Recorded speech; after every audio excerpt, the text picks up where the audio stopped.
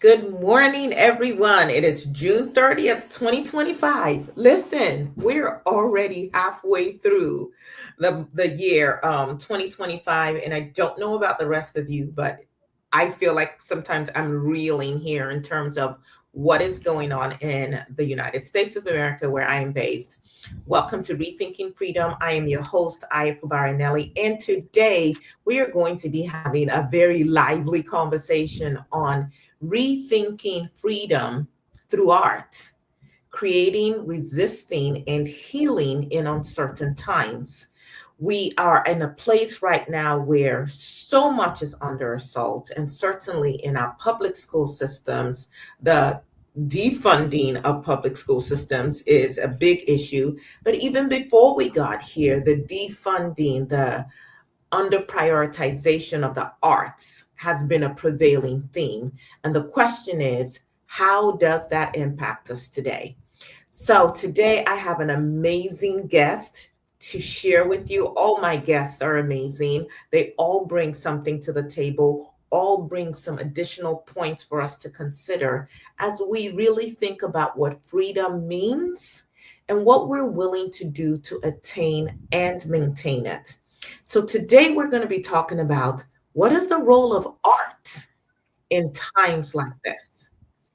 I want to welcome to our show. She was actually on the very first episode of Rethinking Freedom back in 2024. The amazing Amelia Rabroker.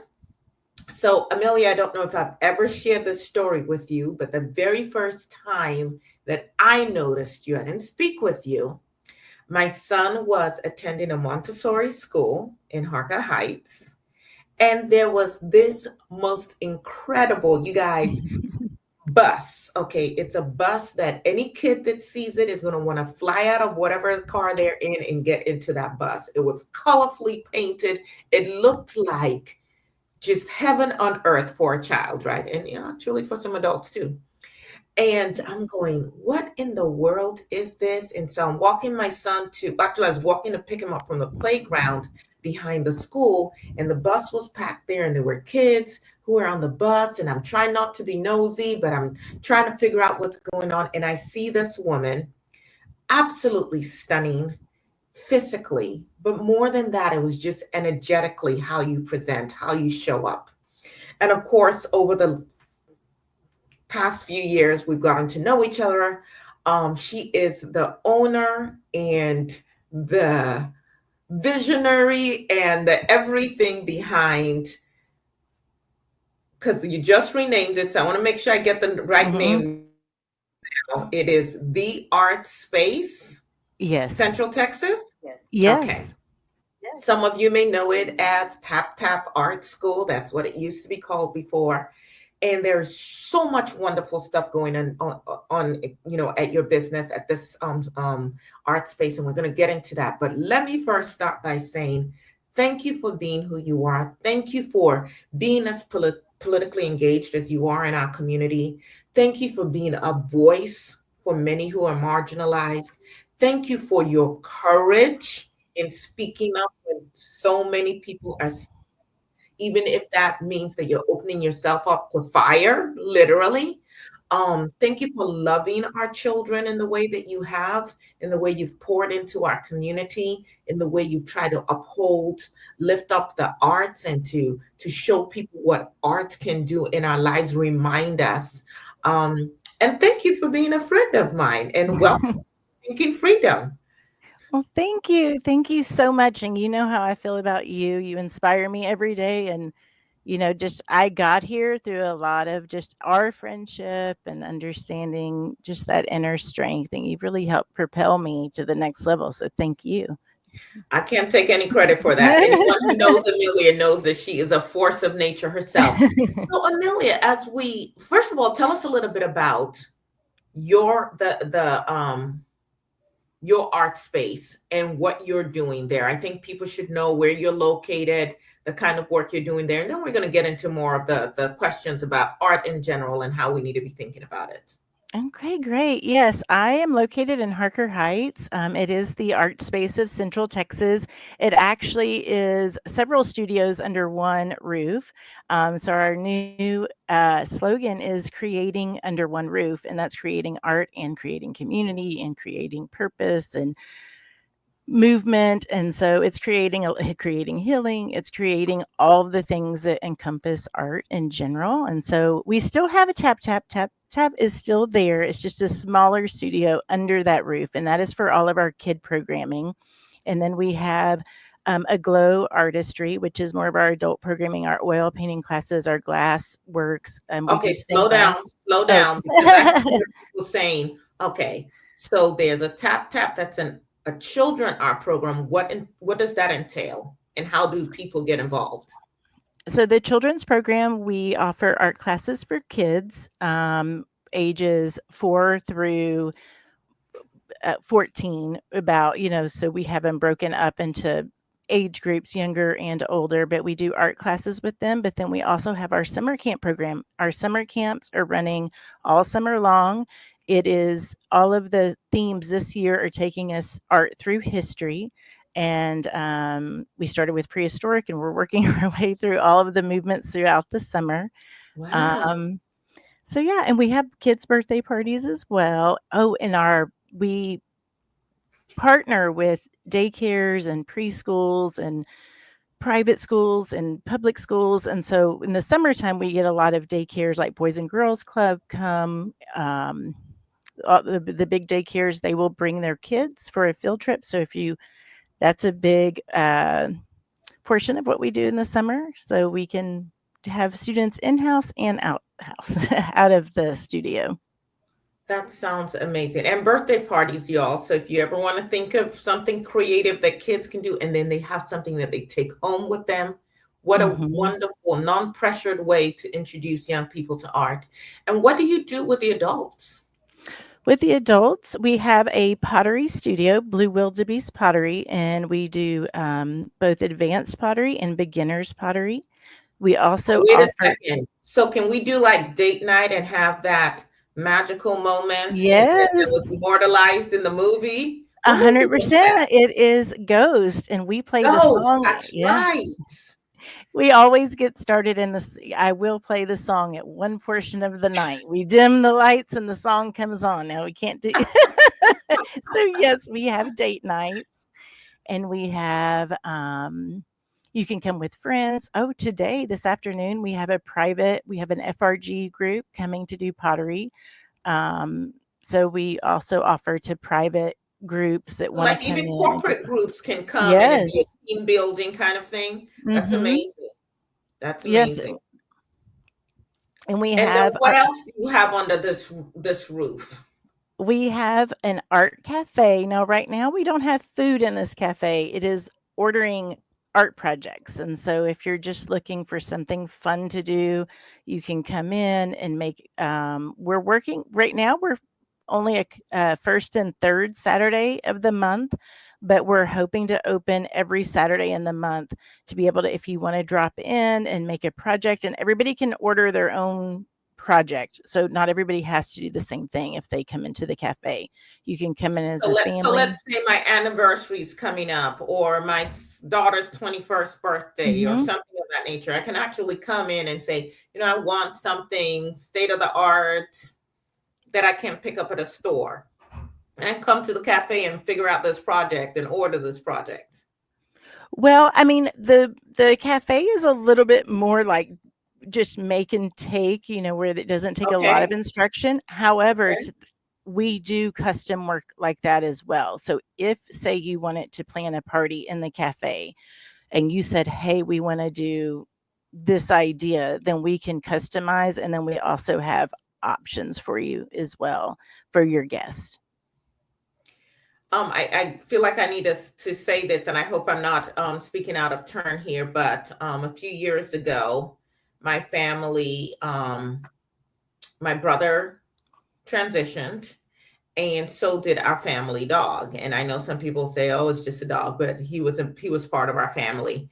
And as part of our grieving process, you actually hosted an event for my family, my husband and I and our children, where we were able to really pour our grief and our thoughts and our love for both my brother and our dog into a truly beautiful piece of art that hangs very prominently in our home today. And it was such an amazing experience. And every time I walk through the living room and I get to see it, it just brings back great memories. We were able to evoke their spirits. They both loved nature and sunsets and water and sunrises. And so thank you for giving us that opportunity. So again, people, you're hearing all of the things that um, Miss Amelia does, and she's definitely someone you want to reach out to, want to find out where she's located, what they do, because I'm telling you that there's something you need in your life, maybe just stress relief,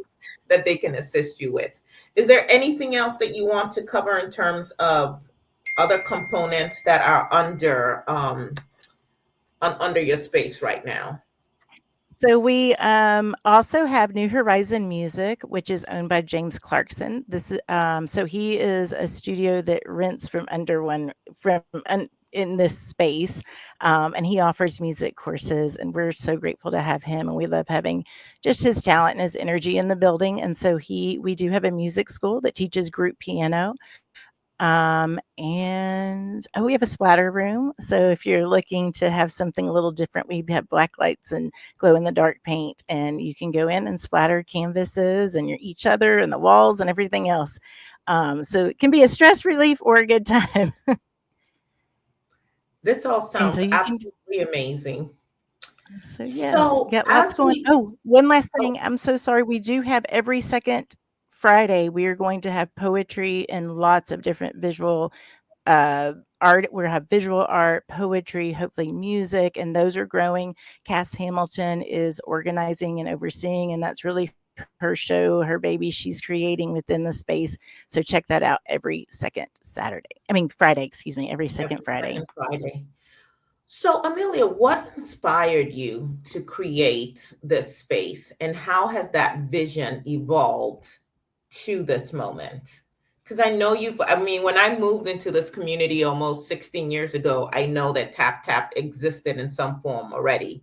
So, well, I say TapTap Art School, but what started Mhm. this vision in the first place, and how has it evolved?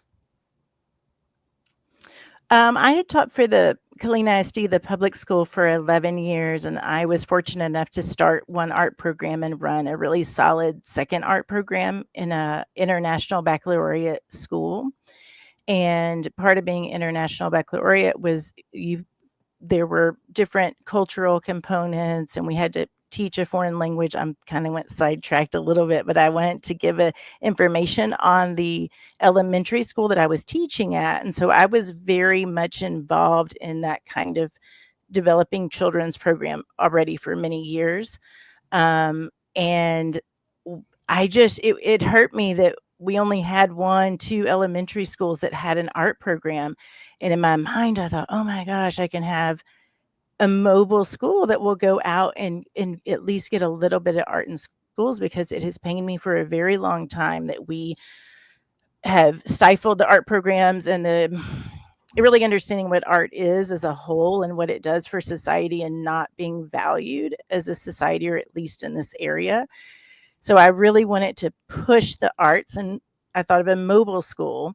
um, and TapTap was born. At the time, I was teaching a course on the TapTap buses in Haiti, because I was covering the French speaking worlds, or the French speaking countries, um, as part of a unit with a French teacher. So anyway, I was like, oh, I'm going to do these TapTap buses. And so when I saw the buses, I really fell in love with them. And I thought, what a better way than to have this rolling piece of art through, that would bring joy. So thank you for sharing that story, because that was It what I wanted. absolutely did. Yes, so for those of you trying to visualize it, it is a school bus, but it's not just the usual, yellow orangish color. It's like a rainbow threw up on it. It was beautiful. That's how I It was saw it. And my kids and Yes.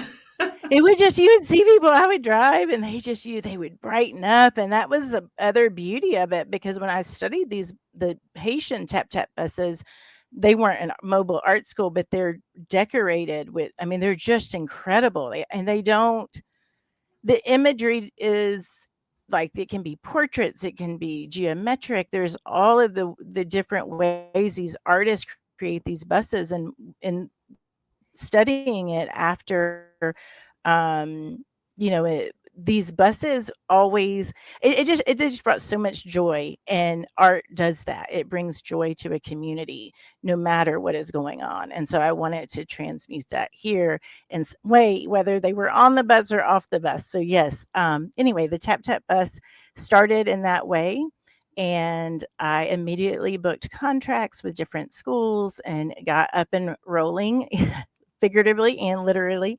And then I ended up buying a house in Harker Heights where the school is located. And it was an older home. It was perfect for what I was trying to create. Because I wanted a building, a brick and mortar for people to be able to come and expand the programming. Um, and we did. And then we added on, and then, it just continued to grow. But this past year, the company has taken a dramatic shift. Um, we are it's we wanted to really get more into our adult programming because I do think things are so hard right now. We need a place of healing. We need a place of connection. And so it's the way we do the business is a little different. And so we rebranded and changed how we were presenting ourselves to the community and the services in which we offer. That is so powerful. So as you kept talking, you brought up the value of art in a community. What do you see as the value of art? I mean, because sometimes it's like, it's cute to have something on the wall, and I guess we kind of enjoy some music, but what does art entail, and what is the value of art in a community? Well, I think about this, I reflect on it often, and it is my life work. First and foremost, I'm always an art advocate, an art education advocate, because what we're seeing today is what we're seeing as far as critical thinking, expression, mental health, it is from stifling the arts throughout. And so I was reflecting on that today because art is everything is art, just like everything is political. And art plays a huge role throughout history. I mean, this is what the artists have always done. They are the recorders of history as well. So that's a huge part. And I think you're seeing a reemergence of that because this is when artists shine in times of in these kinds of times. This is where the artists need to activate and really reflect back to the world in a way that only artists can do, whether that be poetry or art or visual arts. The It brings a humanity to this subject by putting it into your face. So it plays so many roles. It plays It's healing, even scientifically. When we do art, we rewire our brains. It is shown time and time again how valuable it is in helping with trauma, PTSD, which is another thing we do. We do art therapy. We do go out to mental facilities, and we're seeing those changes and those differences. But that is such an overlooked practice, especially in the South. But we're watching, I am witnessing how it is affecting our children by not having that means of expression, by not having that ability to understand history and why things are happening.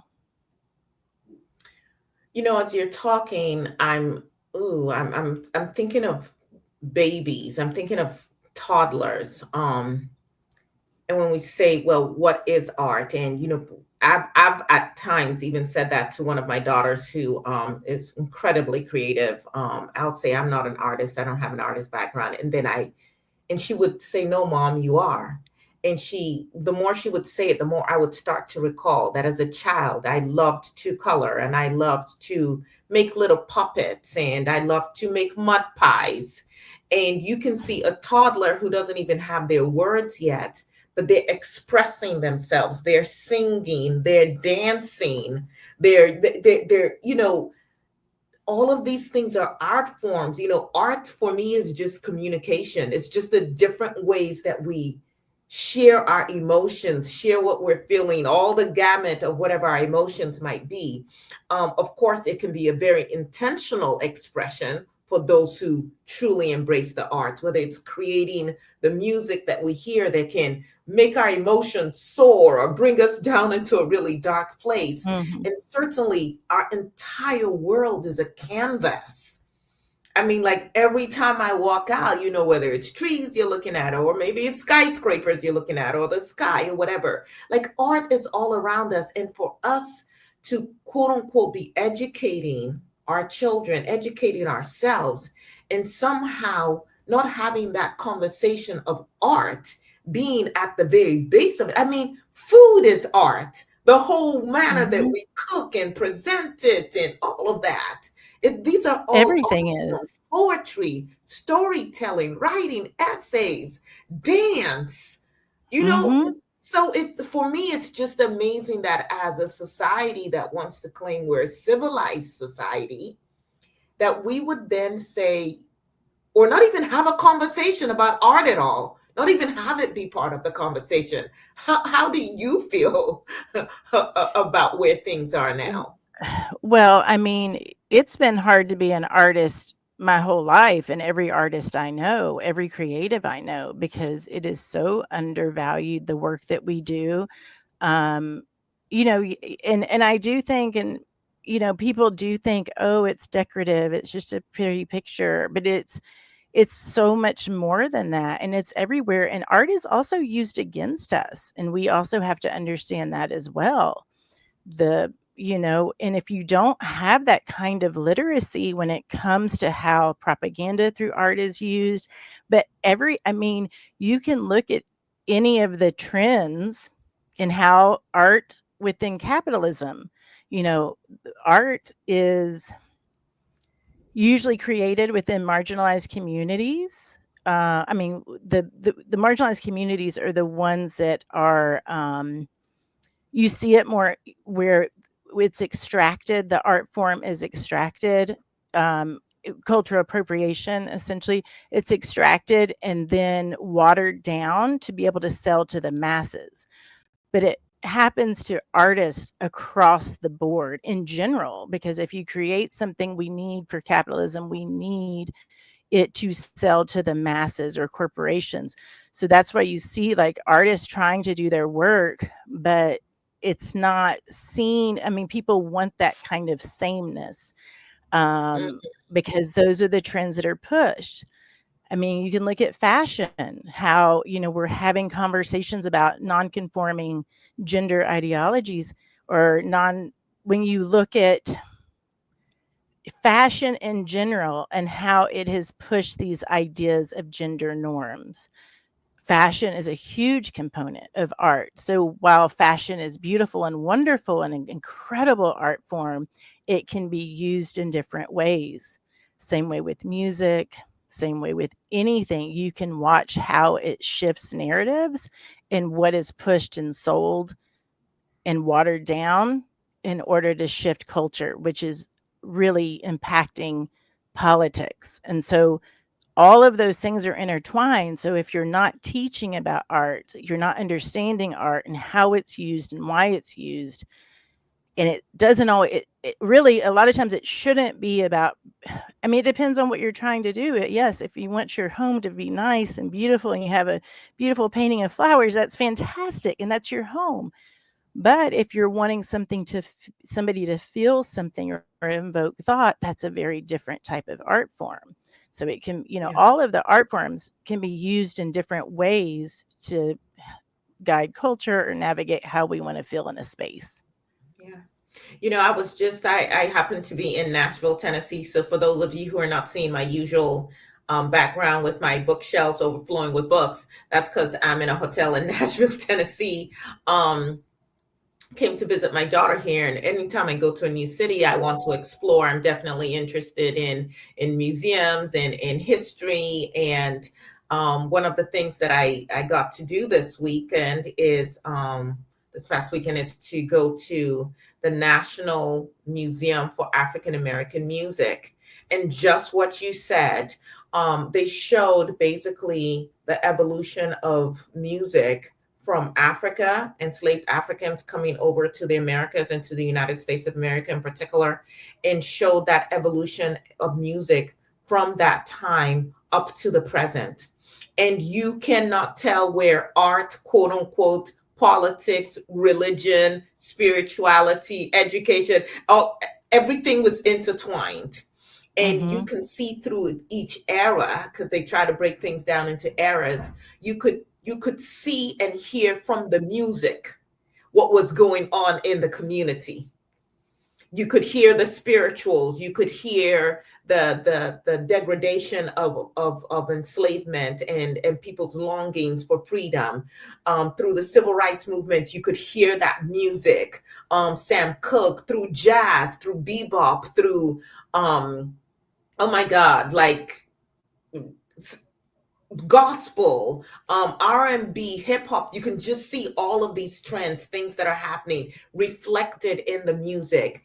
But one of the things that hit me was how, quote unquote, artists would help to move the whatever movement was going on then forward through their music, because they are teaching, they are inspiring, they are evoking emotions, they are supporting, whether it's Mahalia Jackson, Aretha Franklin song, we talk about women's liberation and RESPECT, Mhm. and so um, for those who are listening, maybe those who happen to be parents or grandparents who are wondering, how do I encourage my young person to embrace the arts, to understand what role it can help them in expressing themselves, getting off of these video games? Yes, you can use technology as well for art, Mhm.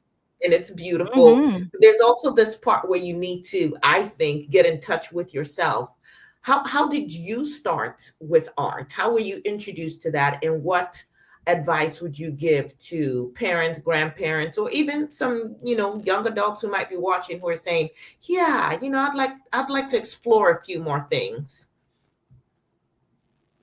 Yes. So my background, I am from a family of artists, and I grew up in a community of artists. So I've never known anything else but art and artists.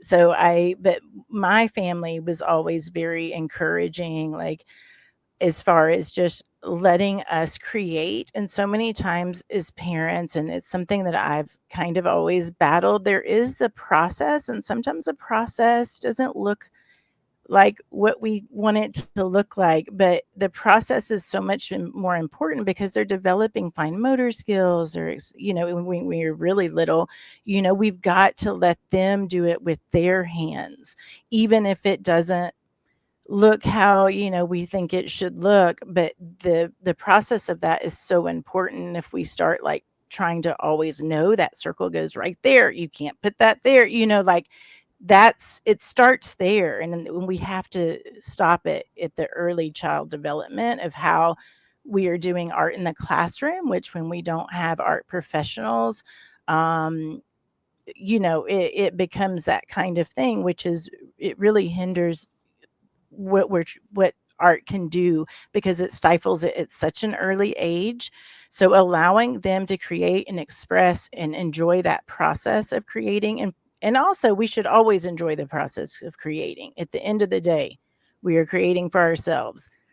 And if we keep in mind we are creating for ourselves, but there is skill building involved as well. And it's always been a tricky balance, because as you grow older, and let's say, now in these times, we're doing things like protest art.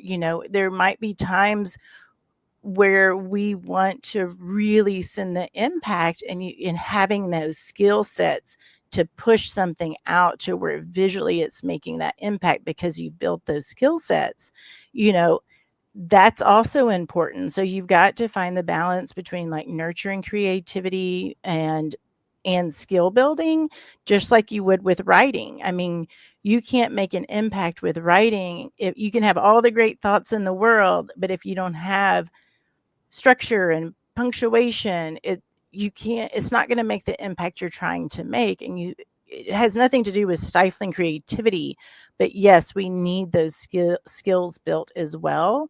um, if that's something a child is interested in, because if you're really wanting to create and you have this artistic brain, you're gonna, like, having those skills built to be able to make the impact that you want to make would be important. But it's also a spectrum. I was having this conversation the other day. You also don't want to go, oh, I'm not going to create until I get to this certain level of skill. No, you need to be creating all the way through and not being Because scared to that's how you create. get to that certain level of skill. Yeah, exactly.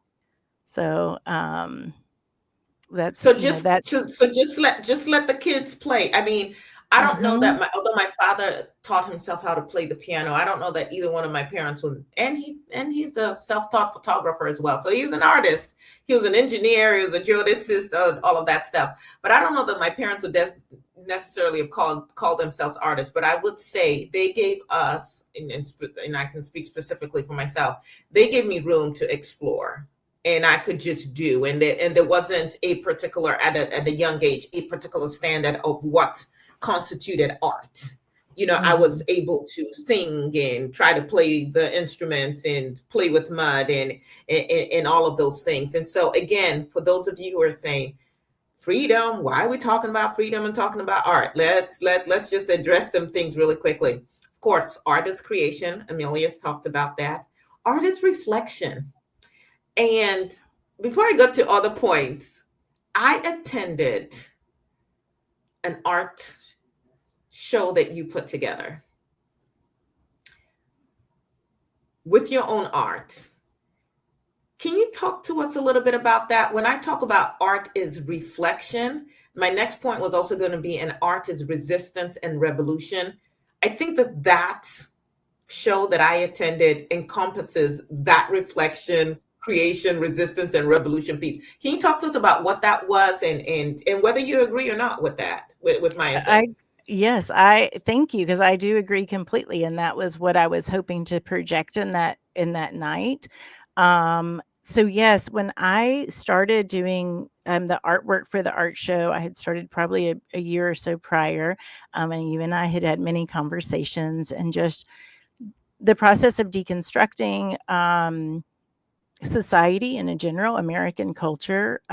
It was revealing to me as far as the reflection with an understanding of myself. And so within, and I'll just say American culture, because that's specifically what I'm talking about, these constructs have been built to say where you fit in society. And some have more privileges and some have more oppression based on the constructs that have been built for us. But we all, just like anything else, are on some sort of spectrum. And but understanding the constructs in which we live in helped in the healing process. And I didn't set out for that. I didn't really understand exactly at the time. I was just expressing myself and being very reflective on current situations, conversations, gaining understanding for other people and their experiences. I'm a very reflective person. And so then that came out in my expression, and I did a lot of writing along with the art. The process of making the art, I was completely immersed in creating art for myself, and I got lost in that, to create those pieces, because again, it's not about anyone else, but then it's the gift. Like, then once it's presented, as it was that night, then it was more, then your viewers can have an interpretation to where they then are reflective. And so it is a give and take between the artist and the viewer. But yes, this whole series was about deconstructing just those social constructs and how they have affected me throughout my life, and also being able to communicate, um, about spaces that have been marginalized throughout history and why that has happened. Okay, so I think you did some of that creative speak and that, educator in you. So for those who are saying, I have no idea what she's saying when she says social construct. What, who constructed what? We're talking about a street. What do you mean when you say social constructs?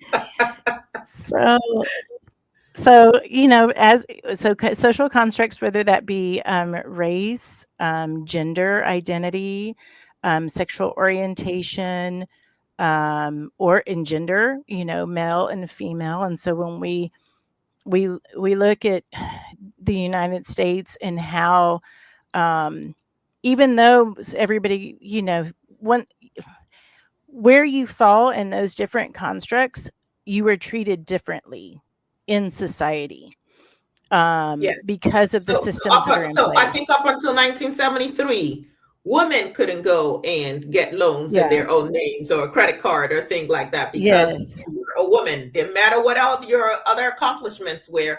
The social construct was males get treated, white males in particular, get treated a Mhm. certain way because a lot of black people weren't walking into banks either and just being able to get loans. And so those kind of things, or a woman should dress a certain way, a woman should carry herself a certain way versus a man, versus Yes. whatever your sexual orientation may be, what society thinks is okay and isn't okay. So those are the constructs that she's Mhm. talking about for those of you who were wondering, I'm not sure what that means. And when we're raised,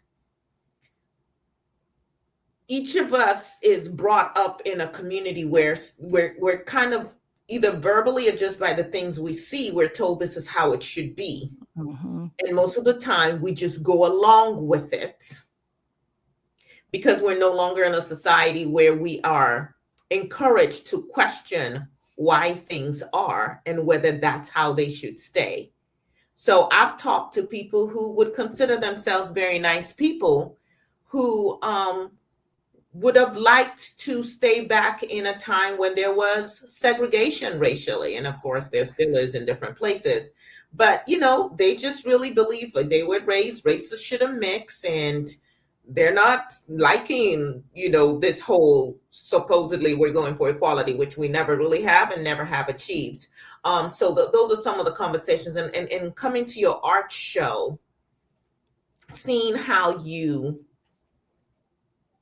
teach about history, seen as how you teach about different events. And I believe your very last RP. And, oh, wait a second, you guys. I can't give you the whole picture, but it was her art, her actual art pieces. And you're looking at it and you're trying to understand. And each person, I was sitting at a table with, I think, 7 other people, and we're all seeing different things. Same art piece we're looking at in the same time. But depending on what your experiences are, your eye goes to certain things, you interpret it a certain way. But in addition to your art, you had a poet there Mhm. who was sharing that tied in with the art. And then she had the most amazing violinist. And then the food itself was art. And so the entire night was amazing. So if you ever would like her to help evoke something like that for you, just I think say the word, give her some advance notice. But what do you think sharing art in that way can do in these political times that we're in? At a time when women's rights are being stripped, at a time when the rights of um, the LGBTQIA community is being stripped, at a time when literally African Americans are being told to go back to slavery time, like shut up and be quiet and do what we tell you to do, at a time when white Afrikaners are being welcomed and brought into the country, the bills, expenses paid to bring them in here, and promises of land and so on and so forth, while we're simultaneously kidnapping people in broad daylight, people with masks on, breaking up families, and deporting people to countries that they've never even lived in, have no connection to, and throwing them in jails. And of course, the people that we're doing this to are largely people that we would consider Black and Brown people. What role can art play in a time when it feels like we're back in what's that book? Was it 1984? I think the Yes. book, yes. And everything is turned on its head, and it seems like America is barreling down the lane to create a king and a dictator who actually has no morals. What can art help us? How can art help us in this time? Well, I actually was in an art show this weekend at our local Pride event for Central Texas Pride, and an organization called Rainbow Hearts organized a protest art show, in particular on issues of LGBTQIA people. And so we had the display of the art show to really convey the message of what we're really looking at. And that's one thing that I really, well, I'm seeing artists do across the board, but one of the things I really want to implement is this idea of having these protest art shows to, and if nothing else, to start conversation, because that is another piece of it. We have to start having these conversations. And sometimes when we're looking at art and we're able, like you had talked about, like, you're sitting at a table and all of the people are perceiving the art in a different way. Well, that ignites conversation, and that conversation ignites being able to progress, because you're able to then see outside of your own perspective. Now, we'll never know anyone else's perspective because we only have our view of life, but art allows you to get glimpses into other worlds and other experiences, because it's from them. It is their expression of their life and what they're facing or what you're seeing, even if it's not mine. I did a piece where I told the history of LGBTQIA from the civil rights movement till today. And I've been working on that piece for 2 years, and it continues to change in meaning. At first, it was a tribute to a former teacher. I was in school in the 90s, and my teacher was HIV positive. And that was a really scary time for people, and especially, here, because a lot of what it was happening within the queer community was happening in San Francisco and New York, but when here in the South, it was still very hidden. And so I wanted to talk about I wanted to honor the bravery of the older generations that made it to where, well, it used to be just a few years ago, where I myself have a queer child. And so to me, it was like I wanted to honor people that had made it less scary for me as a mother. That's how it had started. And then it became allyship. And the more that and then it was like, how informed am I on these issues? And then I started to educate myself. And then through, like you said, I do think it's important to educate through the arts. And so then I started putting little, all of the different businesses, because during the time, when they were doing police raids, they could come and raid a gay bar and beat them up and take them for their money. They could do Oh, whatever they wait a wanted. second. You mean the same way they're doing police ICE raids and Oh, going into yes. Yes. schools and places of worship and courthouses and Mhm. places of employment and just 100%. yanking people out? So people Yep. need to understand how history repeats itself when we don't learn it and we don't do anything to prevent it from happening again. Because Yeah. we have seen raids before. Yes, please Yes. carry on. So, it was, and even with my business, as I'm learning about these businesses that were brave enough to organize, to start organizing, that did influence me as well with my own business, because I was like, oh, I have this resource just like they did then, because we do need to learn from history and say, okay, what did they do to propel this movement forward? And we have to look at that piece as well. But there's a it's a two-part canvas, and the other one is loosely based on me, and there's all of these black lines coming towards me, and it's kind of, before it was like, I'm an ally, let me stand in front, essentially, like, you've done the hard work, let me take on some of this. This was pre-election, because it was, we already knew what was coming, and I had written never again. This was pre-election. Mm. Post-election, when I just finished the piece a few days ago, it I mean, it still has all of those pieces, but I changed my piece, the allyship mother piece, to say, why don't you people do something? Because in Stonewall, we know the first brick was thrown and the riots, and there's debate about who had thrown the first brick. But what the part of the story that people is a little less known history, which, by the way, it's hard to find this history, because it's been gatekeep, it's suppressed history and not recorded. That's another story. But a, a police raid had happened. There was a lesbian woman being beat by a police officer, and she yelled out, "Why don't you people do something?" And the first brick was thrown. And here I am sitting in a time, just like you said, people are being kidnapped off the street. We have this war on trans art. What is happening, especially here in Texas, for our queer youth is devastating. There are I mean, it is endless, What is endless. happening for queer youth? What is happening for women? What is happening for Black Everything. people? What's Yes, happening all for of it. the Latino community? Yeah, Texas is hellish in a lot of Yes, ways for everybody except white nationalists at this time. yes. Mm, And even then, it always comes around. Again, as you were talking just now, I was also thinking about the Haymarket riot in Chicago, and how many of the rights we have today as workers, an 8-hour workday, breaks that are required, and so on and mhm, so forth, were fought for by people, some people who lost their lives, who were raided, who were harassed.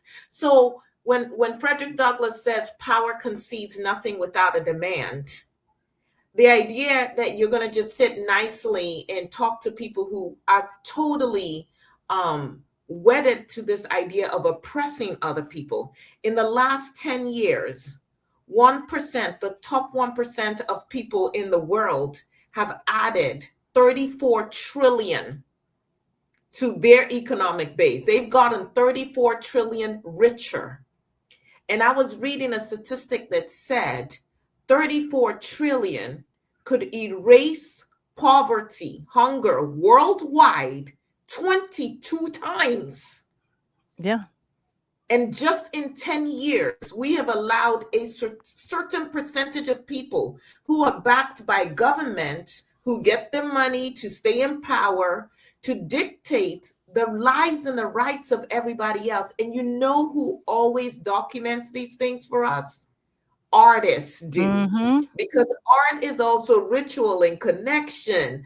Artists are the ones who, whether it's, I mean, how do we know what the Native Americans were able to do millions, hundreds and hundreds of years ago, thousands of years ago? It's the pottery, it's the art we see on on caves that we find, or on arts of pieces of pottery and things of that nature, or arrowheads and so on and so forth. And so all of us play a role in what is going on and how we are going to respond. And I am so grateful for you and the work that you're doing. As we continue this, I just want to, because we're talking about how art can be used to create, resist, and heal in this time. So I want to come back to the healing part, but I want to also share some key moments in Black history that occurred on June 30th, this date that you're listening to the show. So first, this was June 30th, 1958.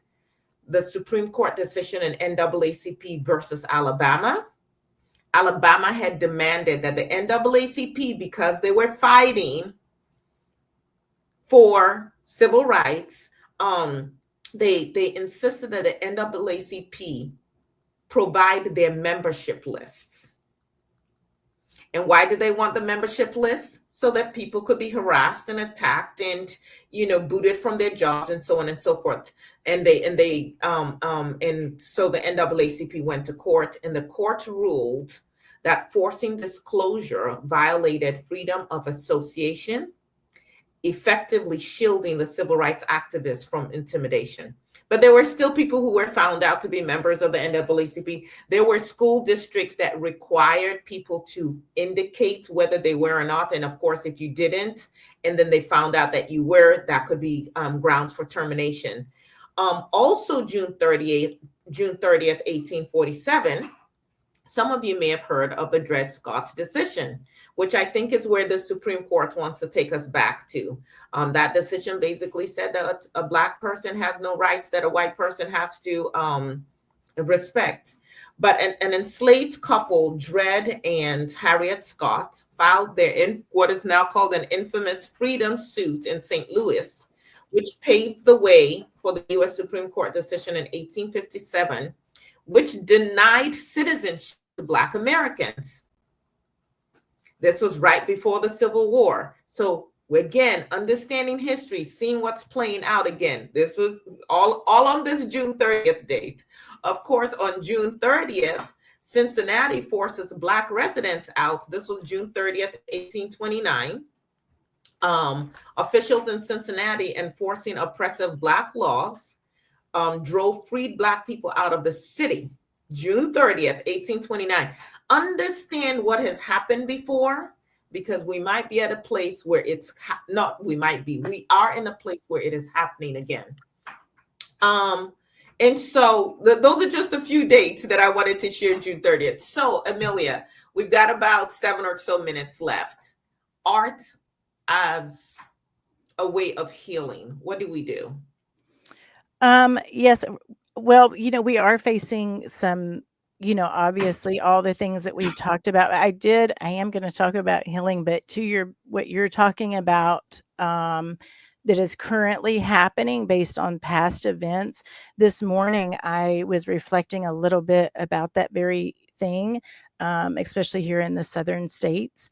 And we know that after the Civil War, this is going to relate back to art, but after the Civil War, the Daughters of the Confederacy played a very key role in making sure history was written a certain way that upheld patriotism in their ideology. Like they branded it more as like patriotism, but we have seen that throughout art here, because we cannot as artists express ourselves truly when we're really reflecting true actual history and history from different perspectives. Those voices are suppressed because of things like the way the Daughters of Confederacy have influenced the education system, because then it expresses all of these other art forms and these other experiences. They do not want that taught. So then you see a suppression of the art across the board in the South. And I know growing up, every time I would do my art, it was like, oh, that's weird. It was like kind of like nobody really wanted, it was like, oh, it's weird. But this idea of it, patriotism kind of art is always very valued. And we see that in the museums and the statues in front of courthouses, and where we decide to place value on art, depending on what we're trying to push. So I did want to make that note because it went perfectly with what you were expressing just a few minutes ago. And Amelia, real quick to your point, then they started constructing monuments all Yes. over the South and the North. That's a form of art, Yes. but changing the narrative. Yes. And That so we have is. all these Confederate soldiers and all these other monuments here and there, and busts of these absolutely wicked people. Yeah. Who wanted to enslave other folk that we're now holding up as heroes, including, I don't know if you noticed, They've renamed Fort Hood again Oh, I know, I know. because now God, yes, of course we've got to keep that Confederacy going. And even though now they're claiming, well, we're using a different hood, think of the money that we have spent. Yes. You could have left it as Fort Cavazos, but oh my gosh, And the we mental cannot have, gymnastics. yes, we cannot have that honor someone who is not a white heterosexual male. Yeah. Yeah, but carry on. So yes, we are seeing that suppression again, with our literature, with our art. I mean, I feel like living here, growing up here, um, I always thought I was like doing something like not understanding, like it was just really hard the way the art has been watered down, and what is perceived as art that is valuable here, and how that plays into the narrative they are continuing to push, both in Christian nationalism and the idea of upholding the system of white supremacy. That is directly so. Yes, art is also used against us, and it does shift and create culture in certain areas by oppressing the voices of others that are expressing their lived experiences. And I think that is something. And so yes, when certain people have only, they've only seen us, they're so immersed in this culture and indoctrinated that it's really hard to break, because this isn't just now, this has been going on, for many, many years. It's just now we're seeing it more in a very upfront you can't get a, now it's in your face. It's become socially acceptable, and they're, reclaiming their stance that, we are going to suppress every voice except for our own. We're seeing an emergence of that.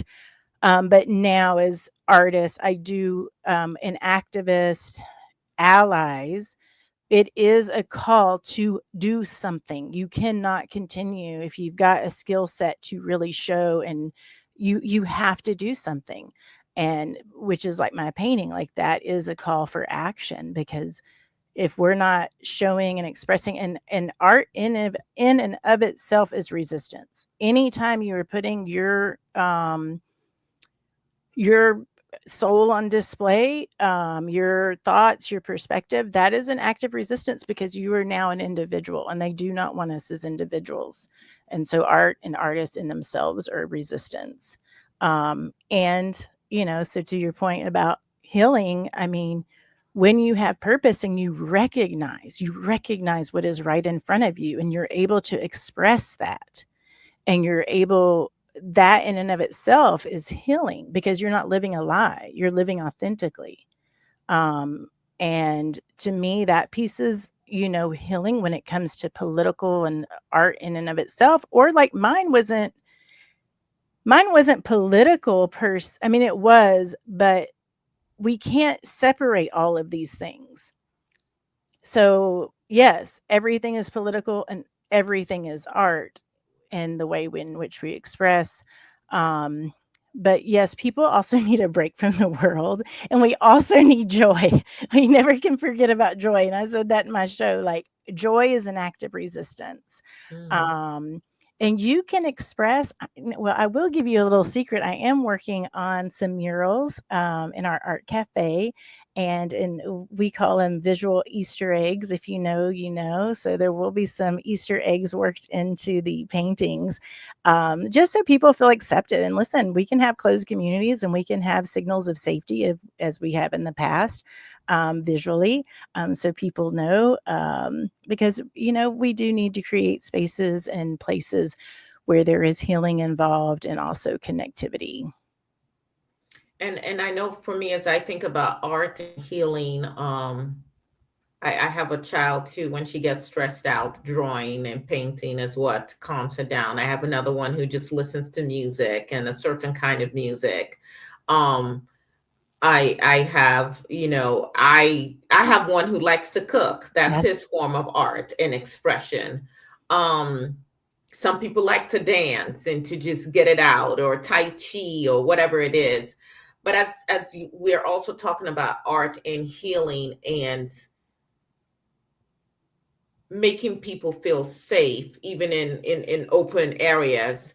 I was thinking of how even art has been used to shape our concepts, and we've got like 30 seconds. I don't even know why I'm bringing this up, but how art has been used to shape our concepts of what's beautiful, and acceptable, and how Yes. that's impacting people's self esteem and what they think is open to them. So, just your final 30 seconds on Mhm. anything that you would like to share with our audience. Of course, we're going to put all the information on how to contact Amelia in the description on our YouTube channel, but your last few words for our audience. I saw a quote the other day, and this is something I definitely wanted to share. It said, "I make art so I can show my soul that I am listening." And I just thought that was the most profound quote, and it is speaks to everything that we're talking about, because if your soul is paying attention to what's happening in the world, you need to be making art. If your soul needs healing, you need to be making art. If you need a different perspective and gain understanding in different ways, you need to view art. You need to talk about art. So yes, we need to show through the arts that our soul is listening. That our show our soul that we are listening. Thank you so much, Amelia. Thank you to all our listeners. Please like, subscribe, share. Until next week, this is Rethinking Freedom. Thank you.